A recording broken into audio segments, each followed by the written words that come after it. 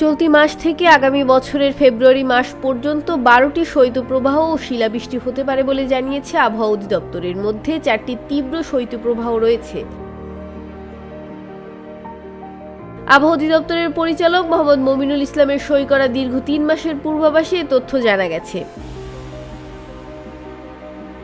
এতে বলা হয়েছে, এ সময় সামগ্রিকভাবে দেশে স্বাভাবিক বৃষ্টিপাতের সম্ভাবনা রয়েছে। দিন ও রাতের তাপমাত্রা ক্রমান্বয়ে হ্রাস পেতে পারে।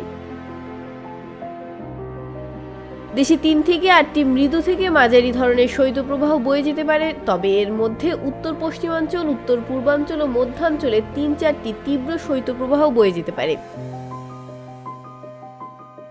কুয়াশার বিষয়ে পূর্বাভাসে বলা হয়েছে, শেষ রাত থেকে সকাল পর্যন্ত দেশের উত্তর, উত্তর পশ্চিমাঞ্চল, মধ্যাঞ্চল ও নদ নদী অববাহিকায় মাঝারি বা ঘন কুয়াশা এবং অন্যত্র হালকা কুয়াশা পড়তে পারে। তবে কখনো কখনো উত্তরাঞ্চল, উত্তর পশ্চিমাঞ্চল ও উত্তর পূর্বাঞ্চলে কুয়াশা দুপুর পর্যন্ত স্থায়ী হতে পারে এবং শীতের অনুভূতি বৃদ্ধি পেতে পারে।